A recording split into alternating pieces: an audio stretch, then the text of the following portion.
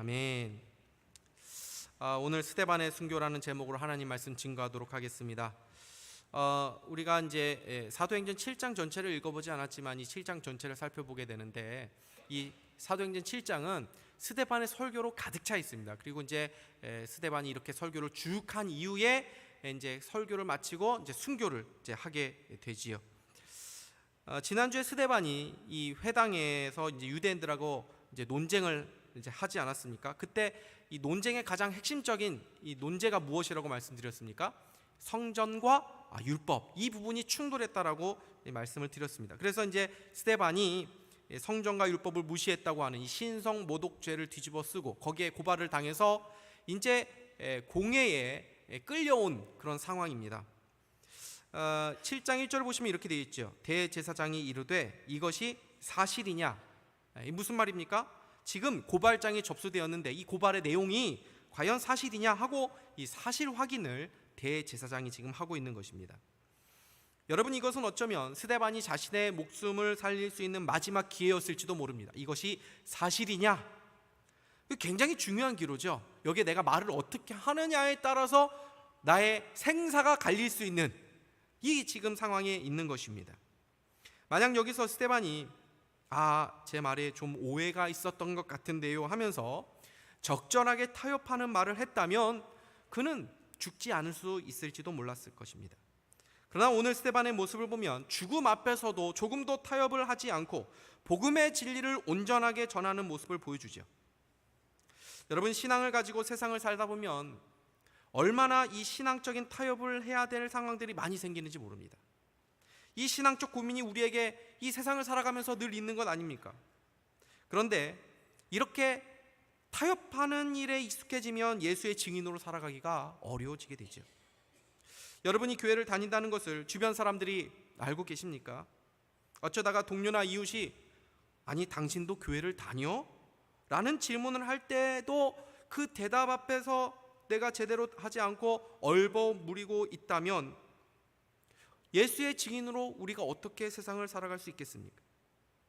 지금은 교회를 다닌다고 해서 무슨 고발을 당하거나 목숨을 잃거나 또 직장을 잃어버리는 그런 경우는 없지 않습니까? 지금 스데반이 처한 상황에 비하면 우리는 얼마나 자유로운 시대에 살아가고 있습니까? 그럼에도 사람들의 작은 시선에도 두려워하고 세상을 내가 좀 편안하게 살고자 하는 목적으로 내 신앙을 감추려고 하면서 살아가고 있다면 그런 영적 상태로는 예수의 증인의 삶을 살아가기가 어려운 것이죠.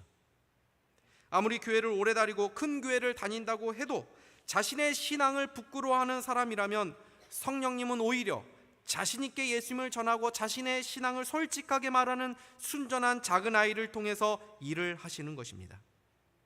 스데반은 사람들을 향해 이렇게 말문을 엽니다. 2절 상반절을 보십시오.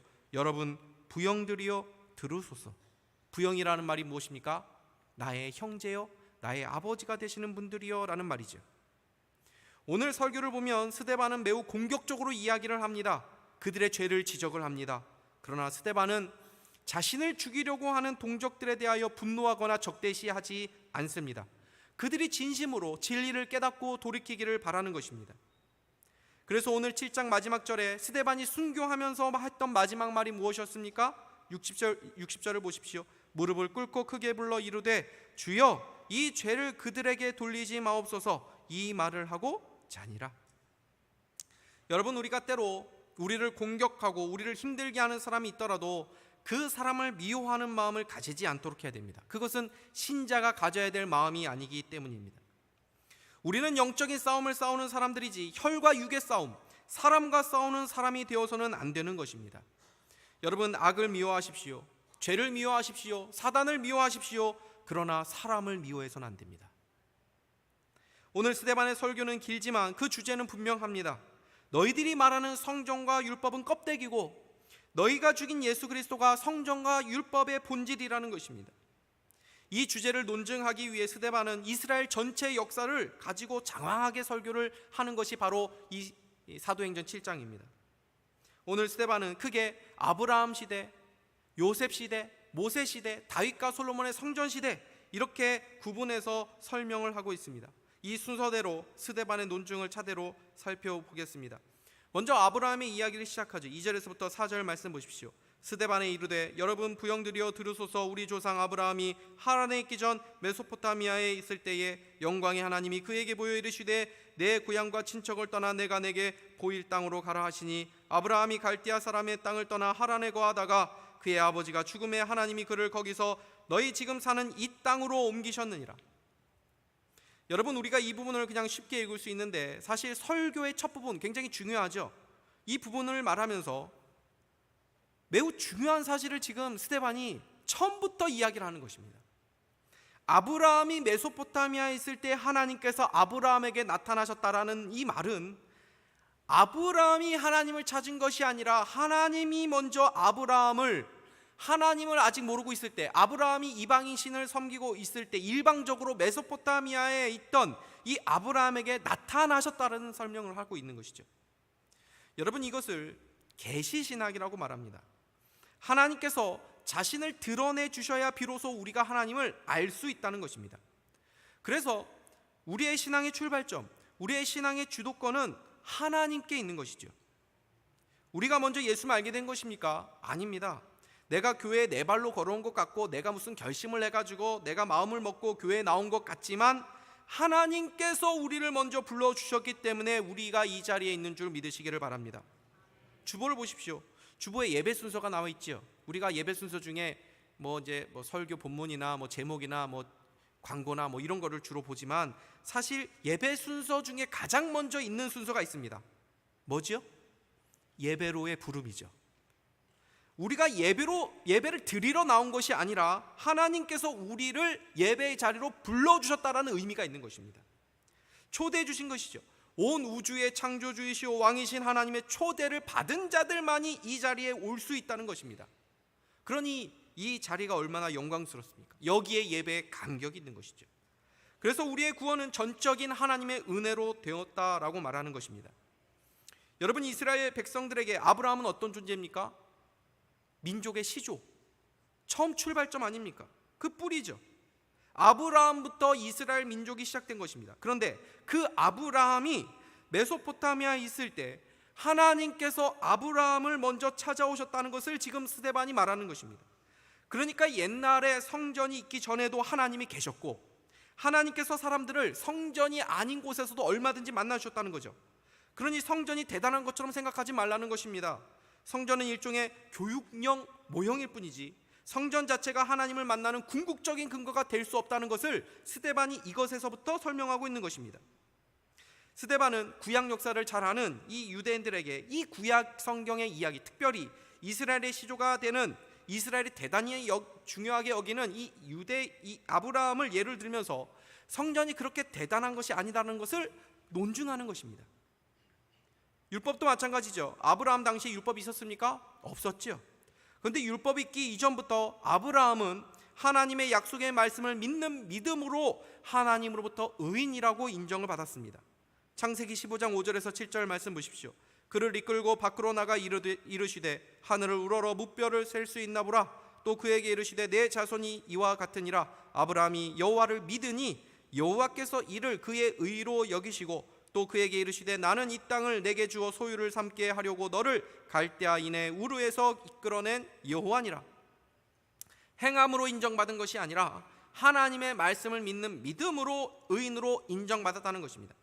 이 논증을 사도 바울이 그대로 로마서에서 사용을 하죠. 로마서 4장 13절 보십시오. 그런즉 육신으로 우리 조상인 아브라함이 무엇을 얻었다 하리요? 만일 아브라함이 행위로서 의롭다 하심을 받았으면 자랑할 것이 있으려니와 하나님 앞에서는 없느니라. 성경이 무엇을 말하느냐? 아브라함이 하나님을 믿음에 그것이 그에게 의로 여겨진 바 되었느니라. 행함이 아니라 믿음으로 구원받았다는 것은 신약 시대에만 적용됐었던 일이 아니라 구약에서부터 이미 적용되었다라는 것을 말하는 것입니다. 그러니 율법을 붙잡고 있으면서 의인이라고 여기지 말라는 것입니다. 여러분, 그러면 이런 질문을 할 수 있죠. 그럼 율법은 무슨 의미가 있지? 그럼 하나님이 우리에게 율법을 왜 주신 것이지? 율법이 필요한 이유가 무엇인가? 이런 질문을 할 수 있죠. 근데 여기에 대해서 사도 바울이 뭐라고 답을 했습니까? 율법은 몽학 선생이다. 쉽게 말해서 어린아이를 가르쳐주는 가정교사라는 의미인데 교사다라는 거죠. 그럼 율법이 뭘 가르쳐줍니까? 율법은 하나님의 기준을 보여주는 것입니다. 근데 이 율법을 우리가 온전히 지킬 수 있는 사람들이 아니죠. 율법의 가장 핵심이 무엇입니까?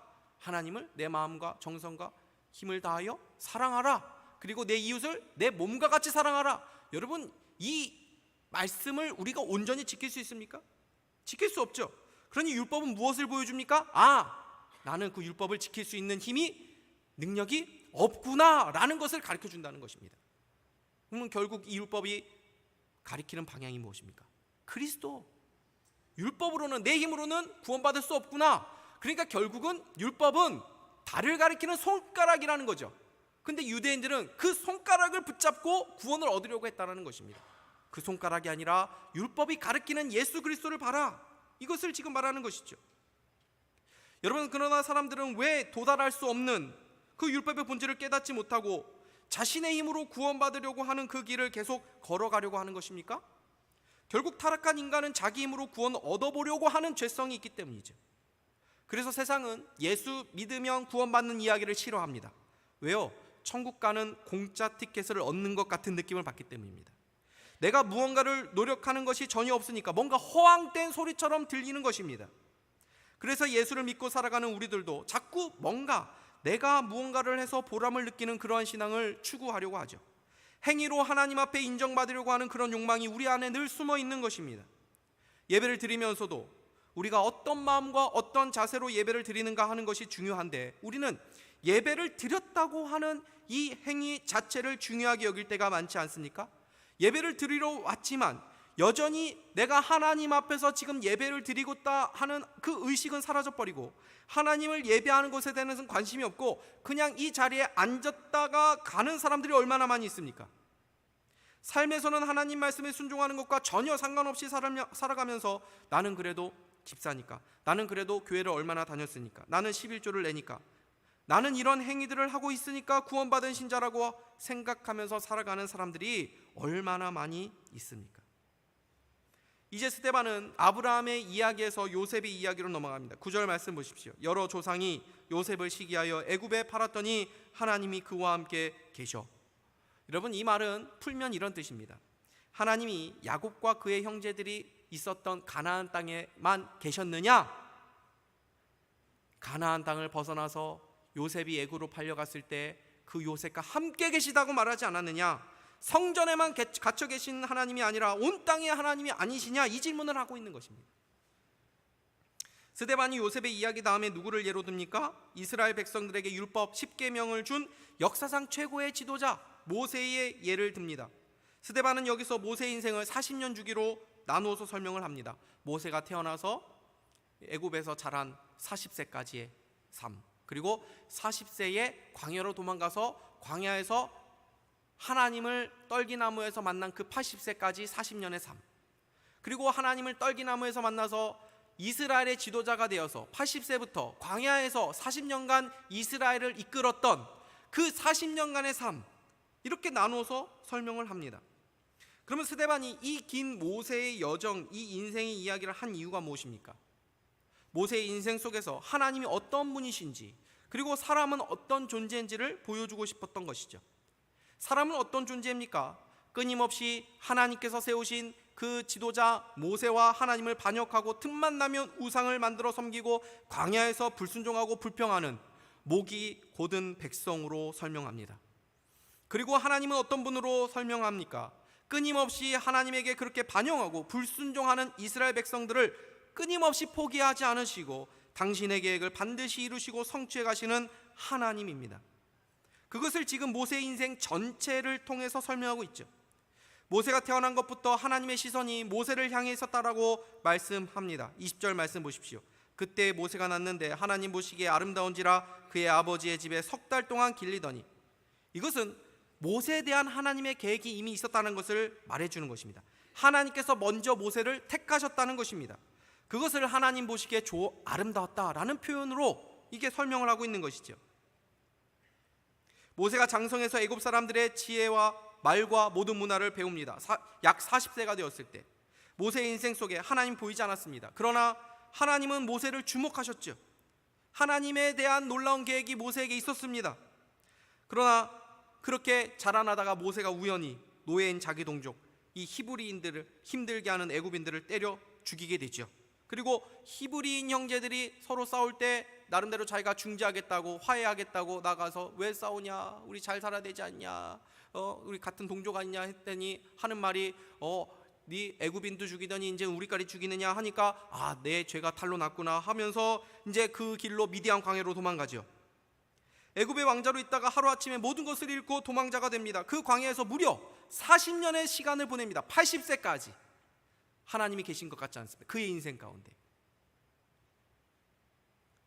그 40년의 세월을 무의미하게 실패자로 도망자로 보내는 것처럼 보였죠.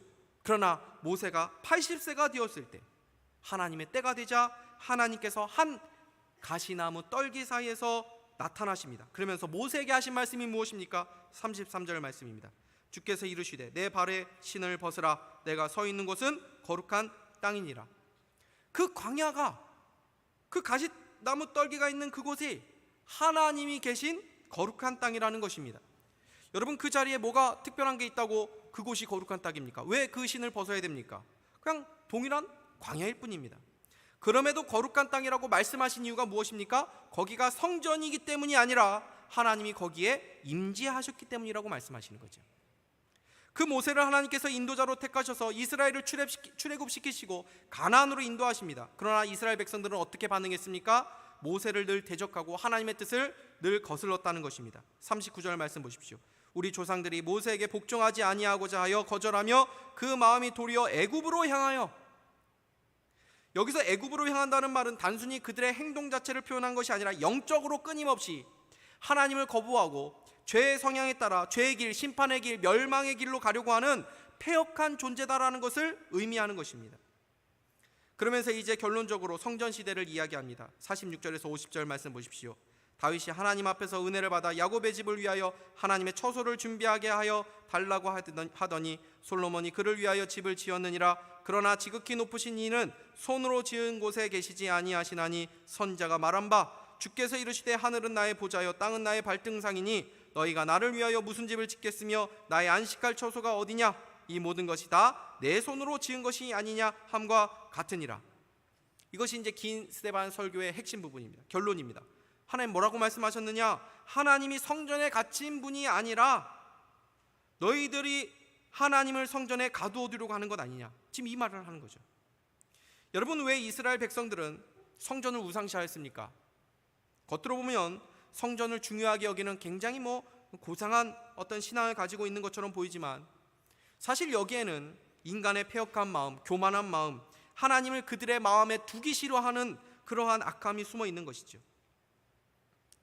여러분, 하나님께서 성전 안에만 계시다고 생각하는 것이 좋을까요? 아니면은 하나님이 모든 곳에 계시다고 생각하는 것이 더 좋을까요? 성전에만 계시다고 생각하는 것이 더 좋겠죠. 왜요? 우리는 하나님이 우리 주인 되셔서 우리를 다스리는 것을 불편해하는 사람들이기 때문입니다. 그냥 우리가 필요할 때만은 우리가 그냥 성전에 가가지고 하나님을 만나는 것이 더 편하게 느껴지는 사람들이죠. 여러분, 우리 안에 그런 죄성이 있는 것입니다. 우리 안에는 하나님을 불편하게 여기는 마음이 있습니다. 그래서 교회에서만 하나님을 찾고 싶어 합니다. 하나님, 제가 다음 주에도 올게요. 제가 필요할 때만 하나님 찾을게요. 그러니 하나님 여기에만 계세요. 저의 사적인 공간, 저의 그 프라이빗한 공간은 좀 인정해 주세요. 내 삶에 내가 왕으로 다스리고 싶어하는 공간을 우리가 자꾸 만들려고 하는 그 마음이 있는 것입니다. 그래서 스데반은 그의 설교의 마지막 부분에 핵심을 찌르는 이야기를 합니다. 너희들이 겉으로는 성전과 율법을 중요하게 여기는 것처럼 하고 있지만 너희들이 정말 하나님을 사랑하고 하나님을 섬기려고 하는 그런 마음으로 하는 것이 아니지. 결국 너희들의 마음에는 하나님을 거역하는 마음이 있는 거야. 이것을 지금 말하고 있죠. 51절에서 53절 말씀 보십시오. 우리 같이 한번 읽어보도록 하겠습니다. 시작. 목이 곧고 마음과 귀에 할례를 받지 못한 사람들아, 너희도 너희 조상과 같이 항상 성령을 거스르는도다.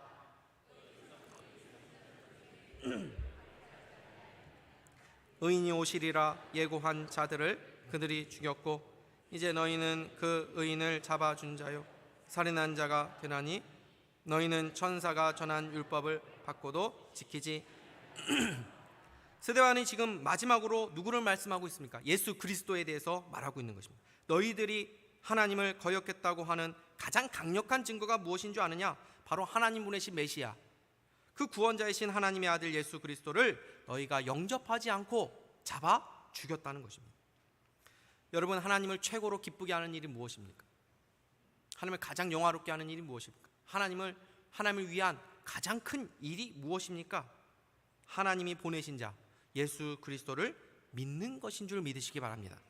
요한복음 6장 29절 말씀 보십시오. 예수께서 대답하여 이르시되 하나님께서 보내신 이를 믿는 것이 하나님의 일이니라 하시니.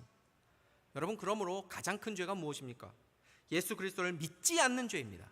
아무리 세상에서 고상한 삶을 살았고 누가 봐도 참 성인군자 같이 참 그렇게 고상한 삶을 살았다고 인정을 받는 사람이라 하더라도 그 사람이 예수 믿지 않으면 하나님 앞에서 의인이라고 인정받을 수 없는 이유가 여기 있습니다. 온 우주의 창조주요 왕이신 하나님께 대해서 반역하는 죄를 저질렀기 때문이죠. 그 반역의 핵심은 바로 그 하나님이 보내신 자 예수 그리스도를 믿지 않는 것입니다. 스데반이 그들의 영적인 민낯을 드러내자 그들의 분노는 절정에 도달하게 됩니다. 이때 스데반이 무엇을 주목하여 봅니까? 55절 말씀입니다. 스데반이 성령 충만하여 하늘을 우러러 주목하여 하나님의 영광과 및 예수께서 하나님 우편에 서신 것을 보고, 그 순간에 스데반의 영안이 활짝 열려서 하나님의 영광과 예수님이 하나님의 우편에 서신 것을 보게 됩니다. 여러분, 우리들이 이 악한 세상을 어떻게 담대하게 살 수 있습니까? 영안이 열려야 되죠. 영안을 열어서 하늘을 바라보며 그리스도를 주목할 때 이 세상에서 예수의 증인으로 담대하게 살아갈 능력을 얻게 되는 것입니다. 여러분, 지금 스데반은 보좌에 앉아 계신 예수님이 아니라 서 계신 예수님을 보고 있습니다. 앉아 계시지 않고 서 계시다는 것을 우리에게 어떤 의미로 다가오게 됩니까? 스데반이 순교를 당하는 현장을 주님이 보고 계신데 앉아 계실 수가 없었던 것이죠. 한번 생각해 보십시오. 돌에 맞아 죽는다는 것 얼마나 고통스러운 죽음입니까? 그냥 이 편안한 죽음이 아니지 않습니까? 얼마나 사람을 잔인하게 죽이는 것입니까? 그때 주님은 스데반의 영안을 열어주셔서 그 고난을 주님이 보며 이겨낼 수 있도록 도와주신 줄 믿으시기를 바랍니다. 여러분, 어린 자녀가 때로 아파서 병원에 힘든 치료를 받아야 될 때가 있습니다. 그 고통을 피할 수는 없고 그 고통을 이 자녀가 감당해야 될 때가 있습니다. 그때 부모가 어떻게 말합니까? 얘야, 여기 아빠가 있어. 내가 함께 하고 있어. 다른 것 보지 말고 엄마 아빠 봐. 그러면서 이 아이가 엄마와 아빠를 보면서 그 고통을 이겨내지 않습니까? 주님이 지금 스데반에게 서서 말씀하시는 것입니다. 너의 고통을 내가 외면하고 있는 것이 아니다. 너는 나를 봐라. 나를 보며 힘을 내라. 여러분, 스데반처럼 의인이 악인에게 고통을 당하고 고난을 당할 때가 있습니다. 세상을 살다 보면 어떻게 저렇게 신앙을 가지고 아름답게 살아가는데 왜 고난이 끊이지 않는 인생을 살아가는지, 참 쨍하면 해 뜰 날이 좀 와야 되는데 왜 늘 고생하는지 이 안타까운 경우를 보게 될 때가 있습니다. 그러면 우리는 하나님 어디 계십니까? 하나님 그때 어디 계셨습니까? 왜 그들을 돕지 않으신 것입니까? 라고 생각을 하게 되기도 합니다. 그러나 오늘 말씀 보십시오. 하나님께서 돕지 않으신 것이 아닙니다. 스데반은 하나님과 그의 아들 예수 그리스도를 보았습니다. 아니, 주님이 그 스데반을 보고 계셨습니다. 여러분 가운데 하나님이 나의 삶을 외면하고 계신 것처럼 느끼시는 분들 계십니까? 하나님은 우리가 괴로울 때, 아플 때 그냥 단지 보고 계신 분이 아니라 우리와 함께 아파하시며 우리를 도우시며 그 고난의 시간과 사명을 감당할 수 있도록 서서 도우시는 줄 믿으시기를 바랍니다. 모세의 인생 보십시오. 도망자로 광야 40년을 살면서 그의 인생에 하나님이 보이지 않는 그 인생의 시간이 40년이 있었습니다. 하나님은 그 실패한 인생 가운데도 그러나 하나님의 계획을 담아 놓으시고 때가 되었을 때 모세를 찾아오셨죠. 요셉 보십시오. 형들에 의해서 애굽의 노예로 팔려가는 모진 고난을 그가 겪었습니다. 그러나 그 고난 속에서도 하나님은 요셉과 함께 해주셨다고 말씀하였습니다. 하나님이 없는 것 같고 하나님이 돌보지 않는 것 같은 시간을 우리만 보낸 것이 아니라 우리의 많은 믿음의 조상들이 겪었다는 것입니다. 스데반은 부활의 주님을 보면서 이렇게 말합니다. 56절 보십시오. 말하되 보라, 하늘이 열리고 인자가 하나님 우편에 서신 것을 보노라 한데, 지금 유대인들이 가장 싫어하는 말을 하고 있죠. 너희들이 십자가에 죽인 예수가 부활했다는 것입니다. 보라, 인자가 하나님의 우편에 서 있다. 그러자 이들은 더 이상 참지 않고 귀를 막고 달려들어 그를 성전에 끌어내어 돌을 던지기 시작합니다. 그리고 스데반은 주님의 도우심으로 그 순교의 사명을 감당하게 됩니다. 59절에서 60절 말씀입니다. 그들이 돌로 스데반을 치니 스데반이 부르짖어 이르되 주 예수여 내 영혼을 받으시옵소서 하고 무릎을 꿇고 크게 불러 이르되 주여 이 죄를 그들에게 돌리지 마옵소서 이 말을 하고 자니라. 성경은 그가 죽었다고 말하지 않고 잔다라고 표현하고 있습니다. 이 표현이 무슨 뜻입니까? 성도의 죽음은 그것이 끝나는 것이 아니라 부활의 영광으로 이어지기 때문에 그렇습니다. 오늘 스데반의 순교를 보게 됩니다. 어떤 교회 역사가는 2000년의 교회의 역사는 순교의 역사다라고 말을 하기도 했습니다. 수많은 순교자들의 거룩한 피가 교회에 지금도 흐르고 있기 때문입니다. 여러분, 순교처럼 허망해 보이는 죽음이 또 어디 있습니까?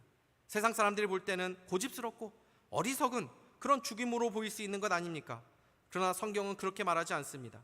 스데반의 순교를 통해 기독교 역사상 가장 위대한 복음 전도자 바울이라고 하는 열매가 맺혀지기 때문입니다. 58절 말씀 보십시오. 성 밖으로 내치고 돌로 칠새 증인들이 옷을 벗어 사울이라 하는 청년의 발 앞에 두니라. 사울의 발 앞에 두었다는 말은 사도들에게 성도들이 땅 판 값을 그 사도들의 발 앞에 두니라고 했던 그 표현과 같은 표현입니다. 이것은 사울이 유대인들의 지도자의 위치에 섰다는 것을 의미하는 거죠. 스데반의 순교에 앞장선 사울은 결국 스데반의 뒤를 이어서 순교자의 반열에 오르게 되지 않습니까? 여러분, 이것이 바로 하나님의 일하시는 방식이라는 것입니다. 우리는 하나님의 일하시는 방식을 이해하지 못하는 사람들입니다. 모세를 보십시오. 모세의 인생 가운데 일하시는 하나님의 일하신 방식이 이해가 됩니까? 하나님은 바로를 죽여가지고 이 이스라엘을 구원해 주지 않으셨습니다.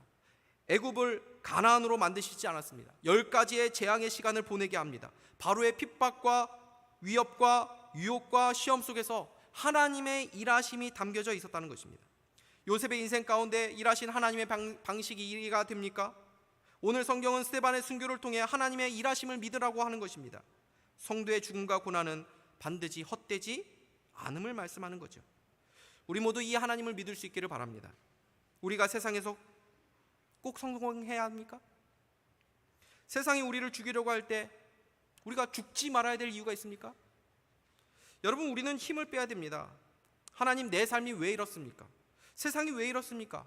이렇게 되어야 하는 것 아닙니까? 하는 외침은 우리가 아직 힘이 남아 있기 때문입니다. 어떤 목회 선배자가 이런 교훈을 해주더라고요. 하나님의 일하심을 믿고 힘을 빼라. 근데 힘 빼는 것 아무나 하는 게 아니죠. 고수들이 할 수 있는 겁니다. 초보들은 늘 힘을 줍니다. 운전을 배울 때도 힘을 줍니다. 수영을 할 때도 힘을 줍니다. 그러나 힘을 주면 잘 안 되죠. 힘들 뿐입니다. 내 힘으로 하려고 하면 힘이 들어가는 것입니다. 오늘 스데반의 설교를 보십시오. 하나님이 하신다는 것입니다. 사람은 늘 하나님을 거역하는 방향으로, 하나님을 거절하고 방해하는 쪽으로 가죠. 그러나 하나님은 포기하지 않으시고 우리의 실패와 우리의 연약함과 우리의 상처와 우리의 어리석음을 통해서도 일하시는 분이라는 것입니다. 이것을 믿으라는 것입니다. 이 하나님을 믿는 믿음과 확신으로 오늘 우리도 이 시대 속에서 담대하게 주님께서 주신 이 복음 증인의 삶을 살아갈 수 있는 우리 모두가 다 될 수 있기를 주님의 이름으로 축복합니다. 기도하겠습니다. 하나님 아버지, 감사합니다. 오늘 말씀을 통해서 하나님, 스데반의 순교 속에서 하나님의 일하심을 보게 됩니다. 하나님을 믿는 믿음으로 우리가 어떠한 형편과 상황에 있다 하더라도 하나님을 증언하며 또 예수 그리스도의 증인된 삶을 살아가는 우리 모두가 다 되도록 인도하여 주시옵소서. 예수 그리스도의 이름으로 기도하옵나이다. 아멘.